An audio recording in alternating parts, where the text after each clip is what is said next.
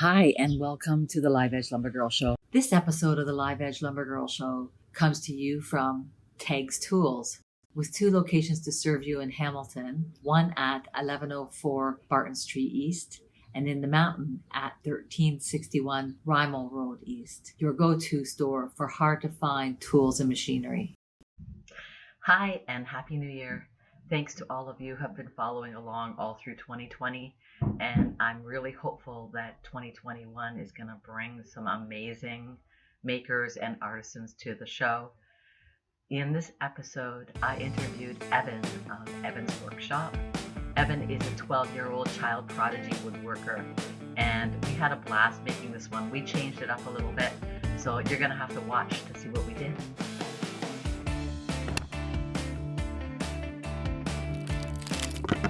I'm here with I'm going to call you child prodigy woodworker Evan from Evan's Workshop, and tell me about how your whole woodworking journey started. So it started when I was very little. My grandfather, he has a workshop in his basement. So I kind of started from there, building small things, just looking at all the tools and everything. But then my parents, they used to take me to the Home Depot, the workshops, the kid workshops. And then when I was 10, so a little bit before I was 10, I used to play with electric motors. I used to do lots of wiring and stuff. But then when I was 10, I saved up all my birthday money and I bought a drill. Okay, that's neat. Okay. And then from there, I got a little workshop in the basement. But then because of this whole COVID thing, my dad has to work from home. So I got the garage now. I'm so much more happy in the garage because it's bigger. And if I make a mess, I don't have to clean it up right away. Yeah. Okay. Nice. And that's how it all started. Yeah. Okay. So you also do a little bit of electrical wiring, sort of I used to, not anymore. Not anymore. Well, it never hurts to have that under your belt when you need it. Yeah. Yeah, for sure. Yeah. So you're all set up in the garage now. Mm-hmm. And I've just kept on adding tools to my collection. So what all do you have in the way of tools? Well, I have my drill. Yeah. I have a drill press. I have the rigid oscillating belt spindle sander. I have a router table. I have a miter saw. I have a band saw. I have a planer. And I think that's as far as it goes for stationary tools. Right. And then I have handheld power tools like drill, sanders, jigsaws. They're not my tools. I buy them as I need them. When I started, I didn't buy them all at once. Yeah, you kind of got to just build it up as, oh, wait, I think I need this. I'm going to have to break out the piggy bank, right? Yes. Yeah. So what kind of sander are you using? I started out with a $25 Black & Decker orbital sander. Yes. And it worked for a while, but it wasn't very good. Yeah.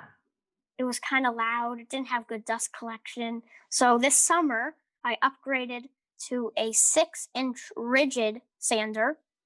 And Nice. I have a rigid vacuum. And I hook it up to that, and it works extremely well. And the thing I like about that sander is it has a turbo mode and a fine mode. Okay. So it's kind of like a cheaper Festool Rotex. Yeah. Okay. There we go. Right on. Yeah. So because you need a good sander. Mm-hmm. I've discovered, I'm just sort of new to doing the woodworking thing myself, and I've discovered one thing for sure is that sanding is everything. You got to have a good sander. Yeah, sanding is a majority of woodworking. Yes, it is actually. So you better like it. Yeah. So tell me how big is your planer? I don't even have a planer. I have a 12.5-inch King Canada planer. I bought it in the summer. Right on. Very, very useful. Now that I have it, I don't know how I did lots of woodworking without it. Right. So what do you, I noticed that you're working with epoxy as well. Yes. So I guess I started making, charcuterie boards probably about a year ago. And from there, I started buying my wood from Lee Valley. Like they sold like smaller live edge pieces. Oh, And okay. I started my whole epoxy thing with just like some 5-minute epoxy and just filling the little cracks with like colored epoxy. I guess it was like May, April, maybe. Okay, so let me just go back a little bit. Sure. So I was buying my wood from Lee Valley, and so I went to the woodworking show one year, right? Yes. And Canadian Woodworks was there, like Legacy Lumber, right? Yeah. Paul, Rob, everybody there. Sure. And that's so Carmen, the manager at Lee Valley, the Vaughan location, she introduced me to like the whole team there. Yeah. And that's how it like really started. So then when Legacy Lumber went to Lee Valley, just for like a day, just to sell a few things, Yeah. I bought some wood, and from there, I just started shopping with Concept 13 Legacy Lumber. It just started from there. And so then May, April, right? I got like a reusable epoxy mold. Oh, yes, I have one too. Yeah. And from there, I started making like smaller, just like, like epoxy boards with the epoxy. Yeah. I started out like with the chill epoxy, and now I use Chemtech. It's because that's what they sell. Yeah. And I like it. Okay. And then before I had my planer, I used to bring my boards to Rob's so he could run it through his belt sander or drum sander. Yeah. But now I have my own planer, so I can basically make them all myself. Yeah. Yeah. You got to have that for the epoxy, don't you? It's a lot of work to sand. Yes. Sand and buff and yeah, yeah. So how many steps do you take when you do epoxy work? So I start out with I always go to Rob's and I always find unique pieces of wood. And every time I go, I always just end up buying more wood than I came for. You're not alone. Yeah, it always happens. Yeah. And I just like to, look for pieces with nice grain, this cool live edges. And then I kind of just decide, put them in the mold, figure out how I want the layout to be. Yeah. Then I calculate how much epoxy I need. Oh, well, before that, it's like a whole to do with my family, what color we're going to choose. And then I calculate my epoxy, and then I pour. How do you calculate your epoxy? You take the average width, times it by the length, times it by the thickness of the wood, divided by 61. Okay. And that gets you the answer in liters. Yes. Okay. Wow. I didn't even know that one. I eyeball. I haven't done a lot yet. I have things in the works, but I eyeball everything. So it's very useful to know how to calculate. Yeah, so I'm gonna take note of that, definitely. Okay. And then after I calculate, I pour my epoxy. I let that dry. I usually leave it in the mold for like 4 or 5 days. Yes. Just with these deeper setting epoxies, it's not like overnight. Yeah. So I let that dry, and then I take it out of my mold, right? Yeah. And then I run it through my planer. Well, sometimes there's a little bit of a twist, a bow, and like after I take it out, so I make a planer sled sometimes, and then I run it through my planer, and then I first run the top, then I flip it over to the bottom. Yeah. And then before I got my bandsaw, I was using my rigid oscillating sander with the belt part, and I sand the edges like straight, like get them all nice. But now I have my bandsaw, and I can just cut all the edges clean. Yes. Like nice and straight. Yeah. And then I go on to sanding. I start with a 60 grit just to remove like any like snipe, planer, like just anything really. Yes. Just to make it all, just start, because if you start with a grit that's too high, you're going to be sanding for way too long. So I rather start with something lower and then work my way up. Yeah. And then I sand it to about 120, and then I go to the router table and I put, usually it's a 3/8 inch round over bit in, and I round over all the edges, both top and bottom. Nice. And then I just sand the round overs. And then at 120 grit, I raise the grain of the board. So just spraying water on it. Yes. Let that dry. And I go back with 120, and then I go all the way up to 500. So I go up to 320 with just normal sandpaper. Yes. And then I go 400, 500 with like a foam pad, I guess. Okay. And then it just really like polishes like the epoxy, the wood. It just makes things really, really nice. Yes. And then after that, I put on Odie's oil. Nice. That's my Okay. favorite finish. Yeah, so I hear that that's really nice for doing Mhm. chicanery boards with. Yeah, Yeah. I love Okay. yeah. So you only spray once. You only spray the water once. Yeah, I know some people they spray it in between every single grit. Personally, I find that it's unnecessary. Okay. I mean, there's no right or wrong, but Yeah. I just prefer to do it once. Okay. Mhm. Right on. Yeah. Okay, so how about joinery? Have you done very many pieces that involve joinery? Yes. So You. I guess it was a year ago I made a nightstand. At this time, I didn't have like a whole arsenal of tools. I just had, a sander, a jigsaw, a hand plane or two. Nothing major, but I Yes. made myself a nightstand. It was out of pine. If I was Okay. making it again, I'd change the wood. I'd probably make it out of maple. Yes. And for the drawer, I used box joints, finger joints. And then just recently, I guess it was in the summer, I made my sister like a smaller nightstand. And that one I used hand Mhm. cut dovetails. Oh, nice. Okay. So can I find that? Can I find you working on that if I look through your Instagram posts? We didn't end up posting it. Oh, okay. Okay. So was that, yeah, so those are the first two pieces that you did using joinery methods then? Yes. And that Okay. usually when I make like my work benches and everything, I just screw it together. I Right. find it's not really. I mean, I know some people they like to go all out, like nice hand cut dovetails, mortise and tenon joints on their workbenches. But personally, I don't think it's necessary. Yeah. Right. Because you're just gonna beat it up anyways. Yes, it's like going to end up getting replaced. So Yes. Okay. Good. Good. So yeah, Rob told me that all about you, and actually, that's how it came to be that I actually contacted you because he said you should interview Evan. So, um, um, tell me about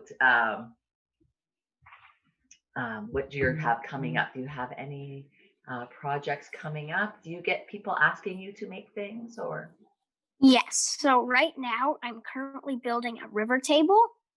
It's wow? it's 24 by 24. It's Okay. kind of like an end table. Yeah. The wood it actually came from this person's cottage. It's it actually is turning out really nice. Yes. And we chose like a gray epoxy. Yeah. That is actually going to get posted tonight because I just got attached to the legs. Okay. What kind of legs are you using? I am using they're kind of like X legs, Yep. metal X legs, Okay. and I'm attaching them using threaded inserts. Okay. From Ramtech. Yes. Yes. We're all connected. We all know each other. That's so cool. Hmm. Yeah. Yeah. So, what's your plans for the future? Are you planning to continue this journey? And I do plan on continuing woodworking as a hobby. yes. When I'm older, I don't see myself doing it as a full time job. Okay. Just, I just always want to do it as a hobby. I don't want to do it as a job. You want to continue to enjoy it based around the whole premise that it's a Yes. hobby that you don't get Yeah. pressured. Yeah. Yeah. Sometimes it's just nicer not to work around like due dates and deadlines. It just I Yes. can do it at my own pace. Nice. So what do you want to do then? Do you have any ideas at this point? Not No. entirely. You plan to go to college or university? Hmm. Good. Good. You should do that. Even if you take a year off and then delve into Hmm. it. You'll learn Yeah. a lot. You're already Yes. a darn smart kid, so I'm certain you're going to do amazing things. Yeah. So, what's your next project besides the table? Is there anything else you've got? um, I'm making myself floating shelves. That's not like a huge project, but it's something I have coming up. Okay. Do you use a jig for that? I bought floating shelf hardware off of Okay. Amazon. They're gonna be like 20 inches long, 6 inches deep. They're Okay. not huge, Uh-huh. but they're Yeah. pretty straightforward. I'm gonna end up posting them, Nice. but You're hanging there for yourself? yeah, Yeah, for your bedroom? Like you're gonna yes, put them, okay, okay. Yeah, I hear there's some challenges with, getting the holes right, so and getting the hardware right so that it'll line up and so that when you hang it on the wall, it fits. I've never yes. done that myself. So, um, So what is your favorite wood to work with? Well, I have a few. Yeah. Okay. My top three in no particular order is walnut, olive wood, and maple burl. Just So, recently, I bought a piece from Concept 13 and okay. I made a small, like, not really small, a coffee table for us. For your family. Yes. Cool. Would you be able to send me a picture of that? It's on the Instagram. Oh, it's on Instagram. Okay, good. Good, nice. I think So it turned out amazing. right, good. So does your sister help you with any of the work that you do? Or She is helps she with younger? Is she is she? younger. Okay. She she helps with like the Instagram because I'm not I'm not like a technology genius. Neither are my parents. Like she knows a lot like how to work the Instagram. So she's like a big help in that. Yes. But I mean, sometimes she takes interests in like making like smaller things. Like in the summer, she made a set of coasters with me. Did you do them with the epoxy or just wood?